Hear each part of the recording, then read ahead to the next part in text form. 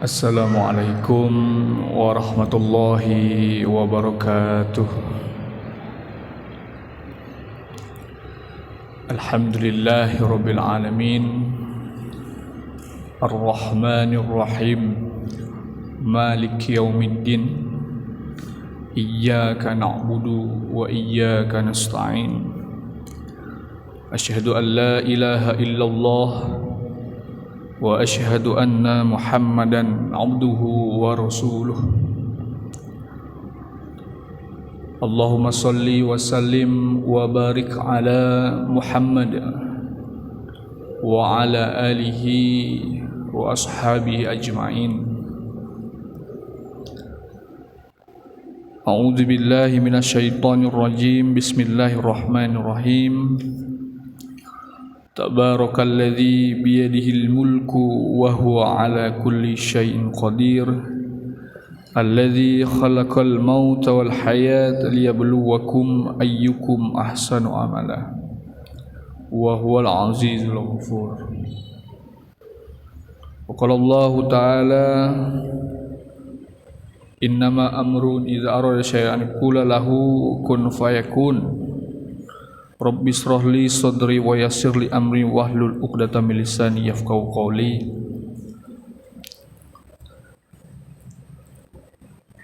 Jamaah salat maghrib yang dirahmati Allah Subhanahu wa taala, pada kesempatan yang sangat baik ini marilah kita senantiasa bersyukur kepada Allah Subhanahu wa taala, bersyukur atas kenikmatan yang Allah berikan, yakni berupa sehat, berupa rizki, berupa kelancaran segala urusan di dalam pekerjaan.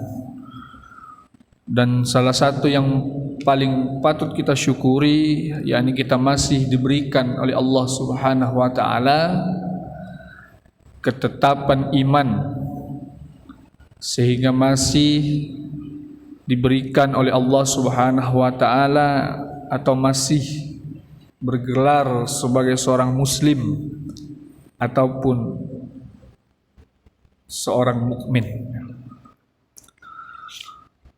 Salawat serta salam semoga selalu tercurahkan keharibaan junjungan kita Nabi besar Muhammad sallallahu alaihi wasallam, yang mana Nabi Muhammad ini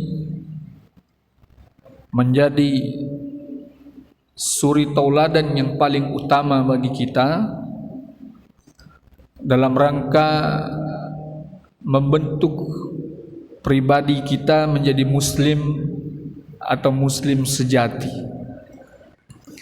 Karena Allah Subhanahu wa taala menerapkan sebuah metode, yakni uswatun hasanah, yang ada pada diri Rasulullah sallallahu alaihi wasallam, sehingga dalam keseharian kita, baik itu bermuamalah, beribadah dalam rangka meningkatkan ketakwaan kepada Allah Subhanahu wa taala, maka mencontoh apa yang sudah dilakukan oleh Nabi Muhammad sallallahu alaihi wasallam, dan semoga kita beserta keluarga kita mendapatkan syafaat fi yaumil qiyamah. Amin ya rabbal alamin. Jamaah yang dirahmati Allah Subhanahu wa taala, berkaitan dengan apa yang saya sampaikan di awal, bahwa dalam rangka menjadi muslim yang sejati, karena kita terlahir kemudian mendapatkan gelar sebagai seorang muslim dan kemudian sebagai seorang mukmin, maka lantas ada beberapa hal yang mungkin perlu kembali kita ingat-ingat, apa-apa saja yang perlu kita kuatkan di dalam kehidupan kita, sehingga bisa menjadi atau mungkin mendekati sebagaimana muslim yang sejati yang kita harapkan. Berkaitan dengan hal tersebut, ya, di dalam kitab Bahjatul Qulub Al-Abrar wa Qurratul Ain Al-Akhyar fi Syahr yang ditulis oleh Syekh Abdurrahman bin Nasir As-Sa'di, beliau menuliskan kitab ini dan kemudian memilih beberapa hadis yang mungkin menjadi acuan kita dalam kehidupan sehari-hari. Di dalam kitab ini saya mengambil hadis yang ke-6 yang kemudian nanti diperkuat dari dua hadis yang lainnya. Bismillahirrahmanirrahim. An Abdullah ibnu Amrin radhiyallahu anhuma qala Rasulullah sallallahu alaihi wasallam, al-muslimu man salimal muslimun min lisanihi wa yadihi wal muhajiru man hajara ma nahanallahu anhu. Abdullah bin Amr radhiyallahu anhuma berkata bahwa Rasulullah sallallahu alaihi wasallam bersabda, seorang muslim,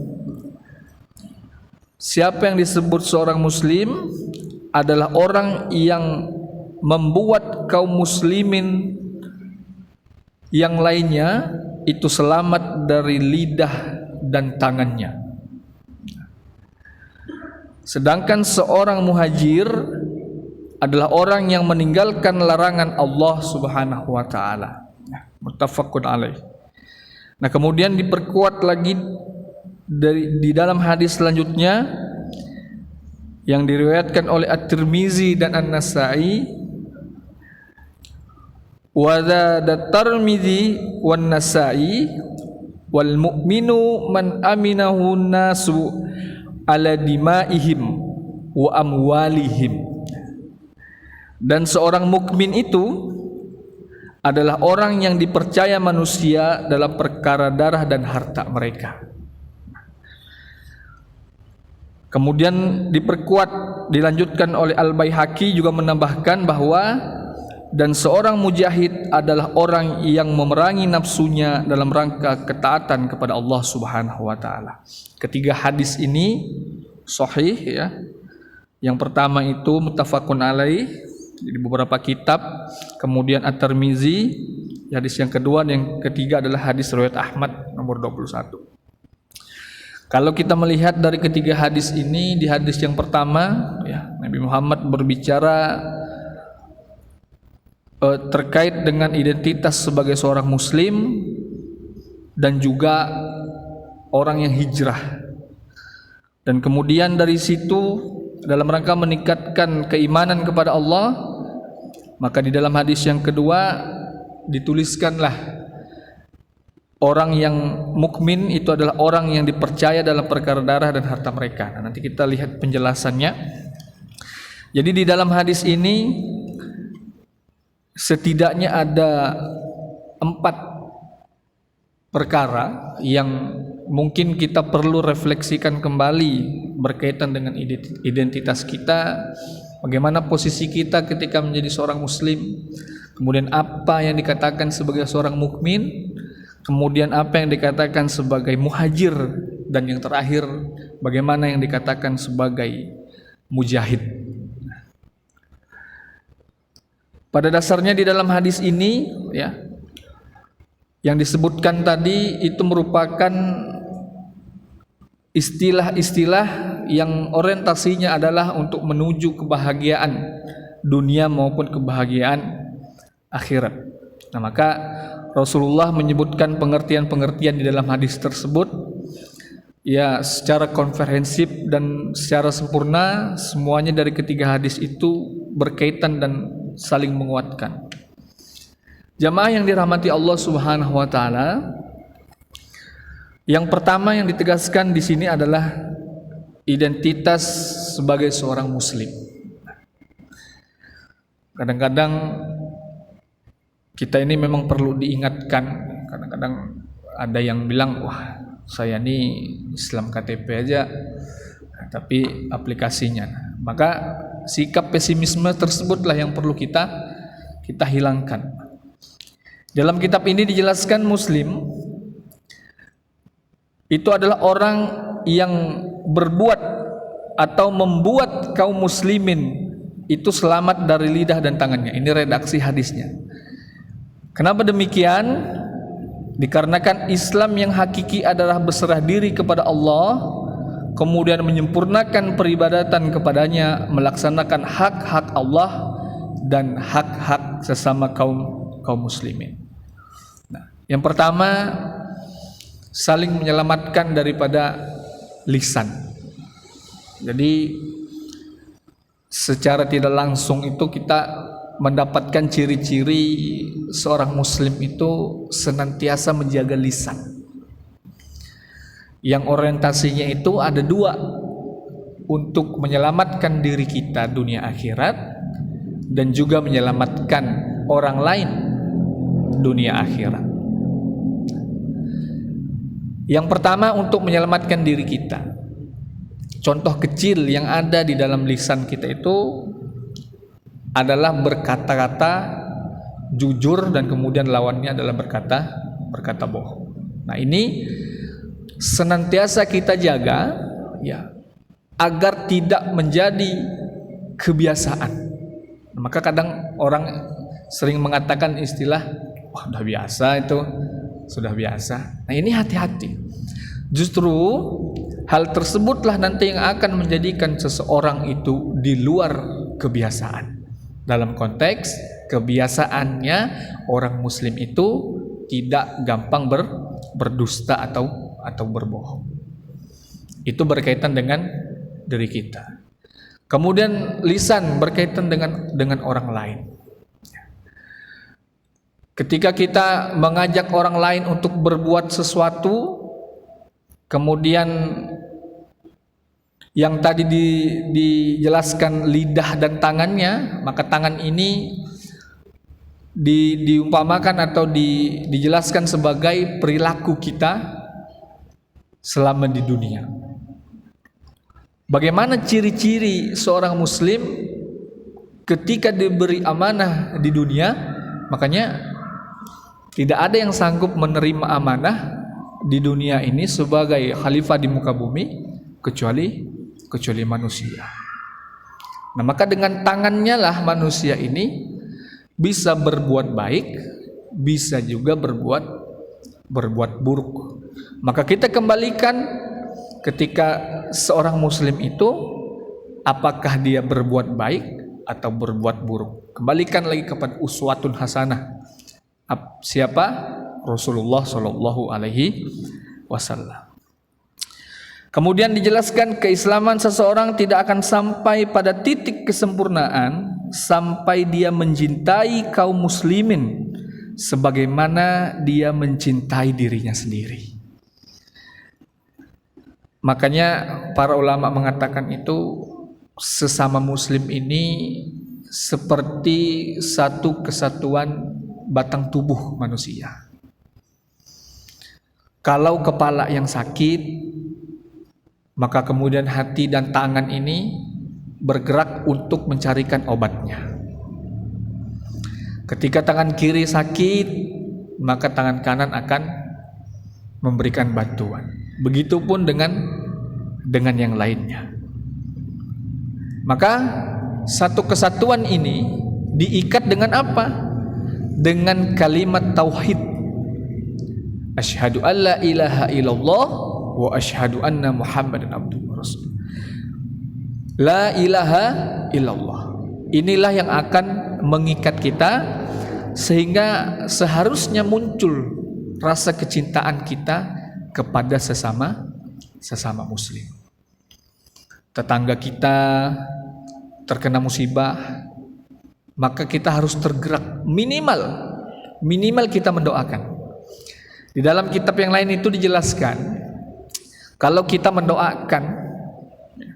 mendoakan saudara kita yang sakit itu, kemudian saudara kita yang kita doakan itu dia nggak mengetahui kalau kita mendoakan, maka di atas di sini itu malaikat akan mendoakan kepada kita yang mendoakan orang yang sakit tadi. Itu hadisnya sahih. Hadisnya sahih. Nah, maka minimal kita saling mendoakan kepada saudara kita. Nah, itu sebagai wujud kecintaan kita kepada sesama muslim, apalagi kepada diri sendiri. Hal ini tidak mungkin terwujud melainkan selamatnya mereka dari kejahatan lidahnya dan keburukan-keburukan dari tangannya. Nah, ini merupakan kewajiban dasar bagi seorang muslim. Maka ketika muslim itu bersatu, maka orientasinya adalah kesatuan tadi. Jangan sampai ada muslim yang lain tersakiti. Maka minimal saling mendoakan. Ya. Maka ketika ada seorang seniman non-muslim membuat patung yang di situ wujud dari ibadah 3 keyakinan, Islam, kemudian Kristen dan Yahudi. Dia membuat patung itu, Yahudi di posisi paling atas, kemudian di tengah itu Kristen, dan posisi paling bawah itu adalah seorang muslim yang sedang bersujud. Nah, jadi di atas punggungnya yang bersujud itu ada 2 berdiri seseorang yang beragama berbeda, 2 orang. Nah, di situ dengan kebanggaan, maka ketika seseorang melihat itu dengan berkacamata kepada kesatuan seorang muslim, dia menjelaskan ketika ada yang mendatangi itu, dan patung ini sangat berbahaya. Kenapa demikian? Ketika seorang ini bangun dari sujudnya hanya dengan kalimat takbir, maka semua yang ada di atasnya akan jatuh. Maknanya apa? Kita ini kalau sudah diucapkan takbir, ini semangat ini luar biasa kadang-kadang. Nah, maka mau sholat pun kita mengawalinya dengan takbir. Artinya apa? Dan itu semuanya dilakukan sama, secara berjamaah. Nah, maka Nabi sangat menganjurkan sekali kita itu melaksanakan sholat secara berjamaah. Ini tadi, saling menyelamatkan, saling menguatkan antara muslim yang lain, muslim yang satu dengan yang lainnya. Nah, maka barang siapa kaum muslimin yang tidak selamat dari kejahatan lidah dan tangannya, lantas bagaimana dia melaksanakan kewajiban terhadap sesama muslim lainnya. Keselamatan mereka dari kejahatan ucapan atau perbuatannya merupakan simbol kesempurnaan Islam. Jadi harapannya seorang muslim itu senantiasa berjuang tidak hanya untuk diri sendiri tetapi untuk muslim yang lainnya. Maka artinya ketika muslim yang lain sakit, muslim yang lain mendapat musibah, minimal tadi yang saya katakan, kita saling mendoakan. Nah, ini yang penjelasan yang pertama dari hadis ini terkait dengan ciri-ciri orang muslim itu yang menjadi aspek muslim yang sejati. Setelah predikat muslim kita terima, maka naik 1 tingkat, yaitu predikatnya mukmin, orang yang beriman.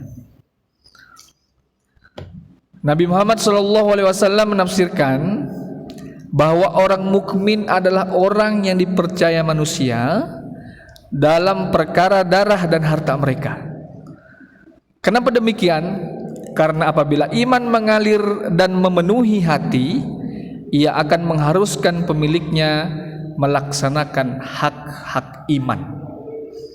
Dan di antara hak-hak iman itu apa saja? Yang pertama, hak iman itu adalah menjaga amanah. Karena yang paling pertama diberikan oleh Allah Subhanahu wa taala kepada manusia itu adalah amanah. Apa bentuk amanah itu? Ya, beribadah kepada Allah Subhanahu wa taala. Nah, maka amanah inilah yang betul-betul kita jaga. Amanah yang orientasinya adalah untuk akhirat, dan juga amanah yang kita dapatkan di dunia. Yang lebih mantap lagi kalau amanah yang kita dapatkan di dunia itu untuk memenuhi amanah kita nanti di akhirat.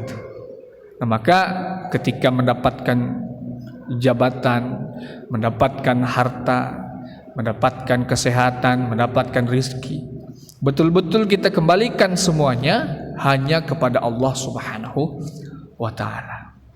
Berharap kepada manusia, manusia akan ada waktunya dipanggil oleh Allah. Berharap kita selamanya kepada jabatan, akan ada masanya juga.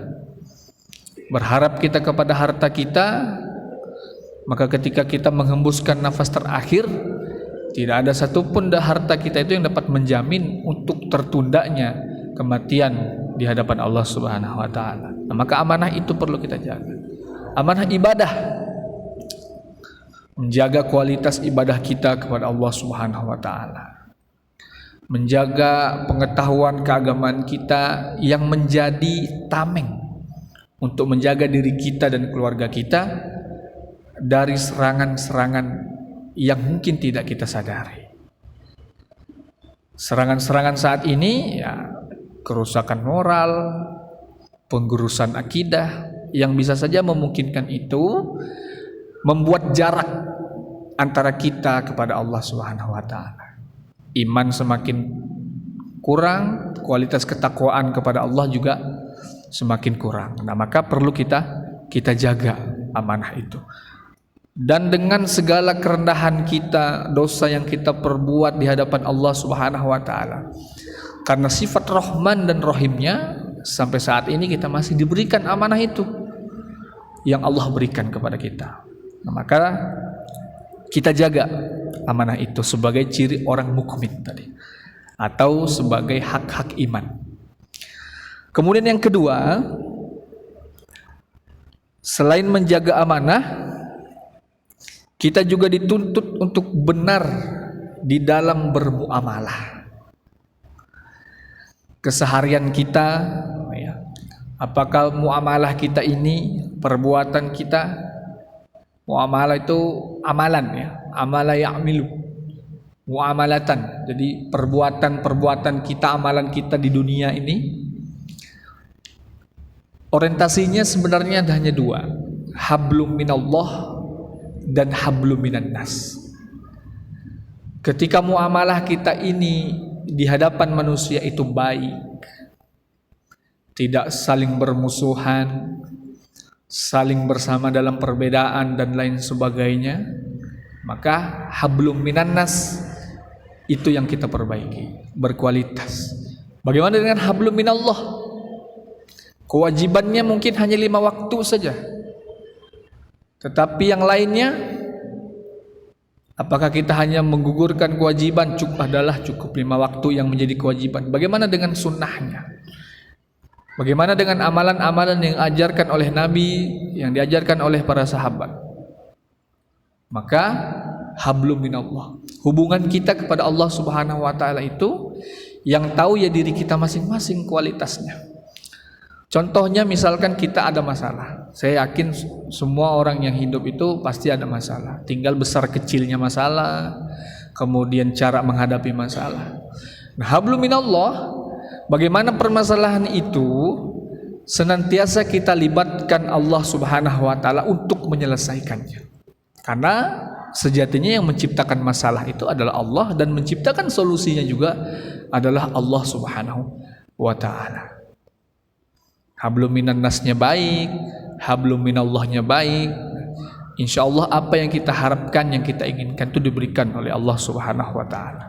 Nah, itu yang kedua, hak-hak iman, ya, sebagai identitas kita sebagai orang yang beriman. Kemudian yang ketiga, menjauhi kezaliman terhadap darah dan harta manusia. Yang dikatakan menjauhi kezaliman terhadap darah ini, para ulama mengatakan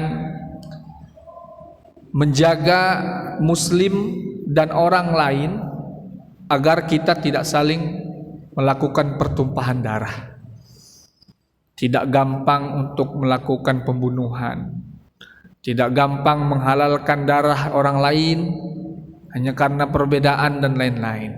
Nah, ini yang harus dijaga, karena itu salah satu bentuk kezaliman ketika kita menghilangkan nyawa orang lain. Nah, saat ini luar biasa. Memang beberapa media yang saya ikuti rata-rata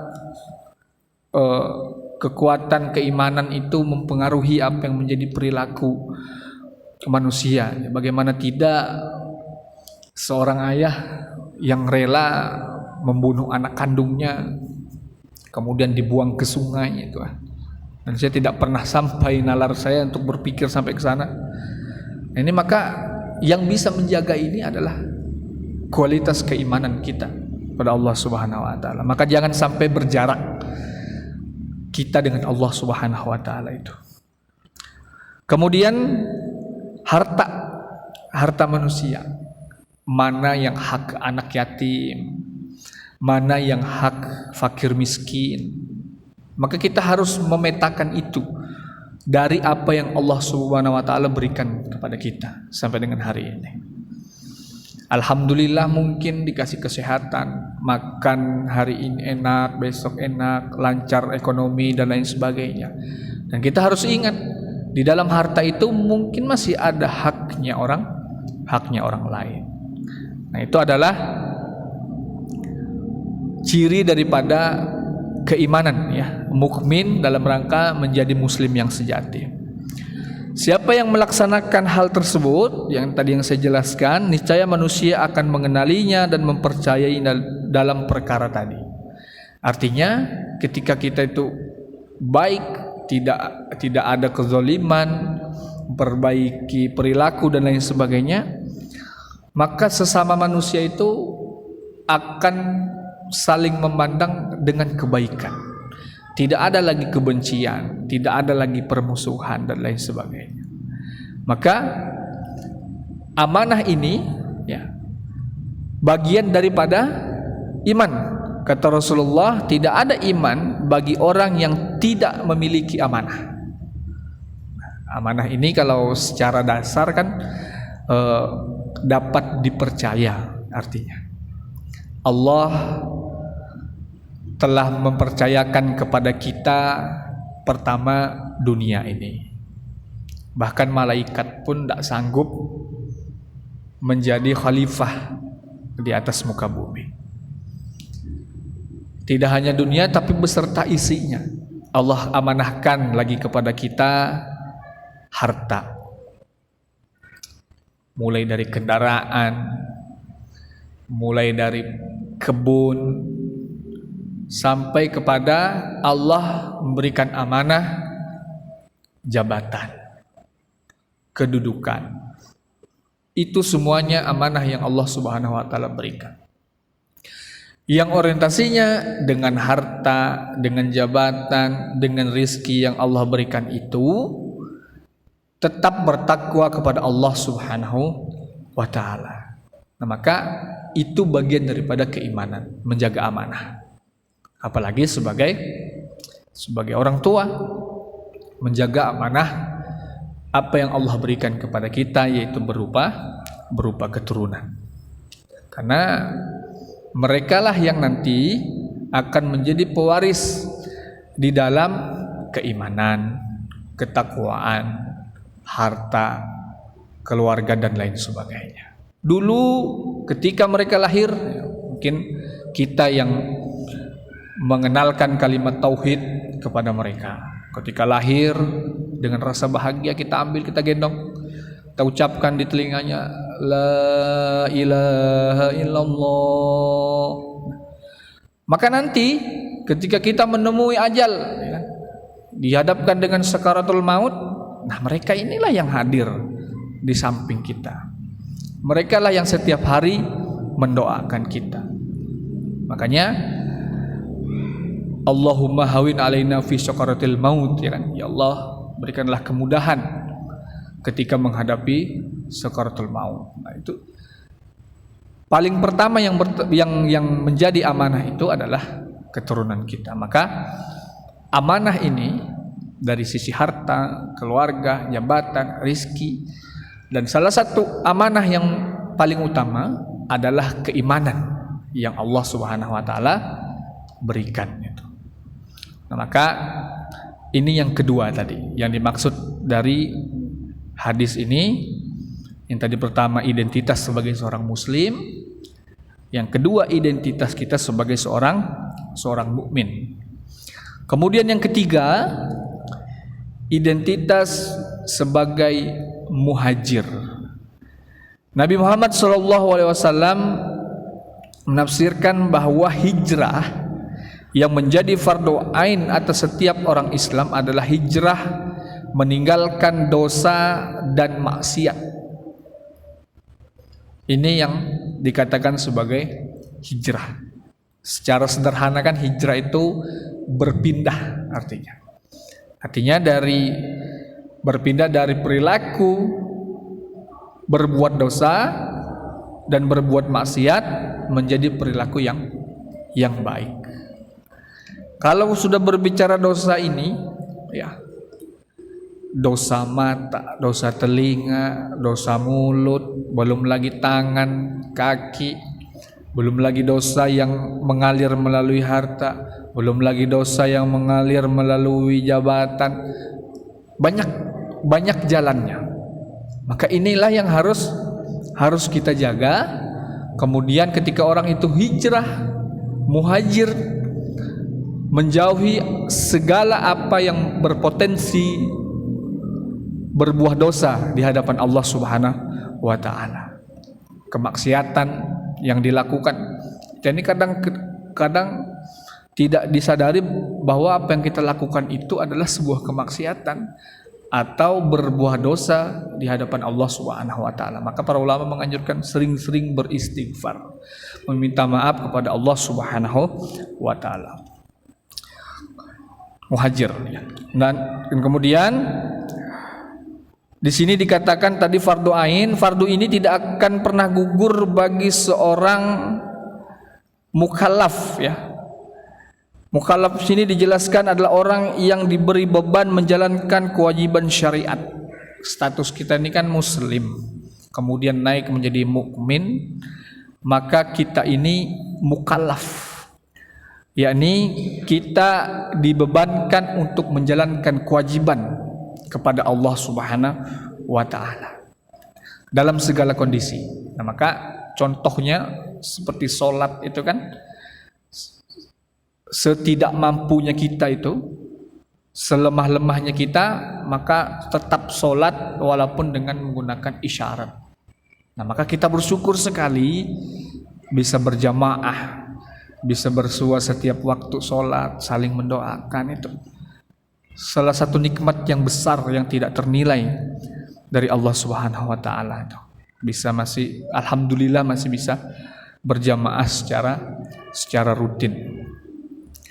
Dan kemudian pada makna yang lain, adapun hijrah yang bermakna khusus yaitu berpindah dari sesuatu kebiasaan menuju kebiasaan Islam dan sunnah secara kafah.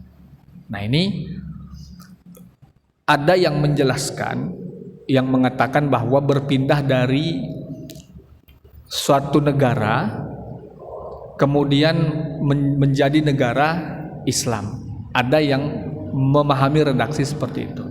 Nah, di dalam kitab ini dijelaskan bagaimana kita menjalani sebuah kehidupan di suatu negara dengan konsep keyakinan kita dalam beragama.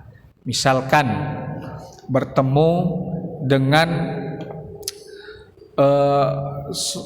orang yang berbeda keyakinan dengan kita, bagaimana adab dalam Islam mengajarkan, bagaimana ketika kita bermuamalah, berniaga, Islam mengajarkan seperti ini. Itu yang dinamakan Islam secara kafah. Artinya apa yang kita jalani, baik itu keseharian kita, pekerjaan kita dengan keluarga kita, orientasinya adalah berdasarkan keyakinan kita agamis. Oh, kalau saya berdagang tidak boleh mengurangi timbangan. Itu adalah ajaran agama Islam. Lebih baik melebihkan dan bersedekah. Pada zaman Turki Utsmani itu, para jemaah, ada kebiasaan yang unik. Seorang yang berjualan roti, itu dalam sejarahnya, di pojokan kiosnya itu digantung tempat roti, siapa boleh ambil, siapa boleh meletakkan roti di situ. Jadi bahkan ini difilmkan ya, pada zaman Utsmani. Jadi setiap orang yang beli di situ akan melebihkan 1 sampai 2 potong roti. Maka diletakkanlah di keranjang itu. Nah, dan itu kemudian menjadi kebiasaan, dan yang menerima itu tidak hanya orang muslim, tetapi orang yang non muslim ketika dia memerlukan makanan juga boleh mengambil itu.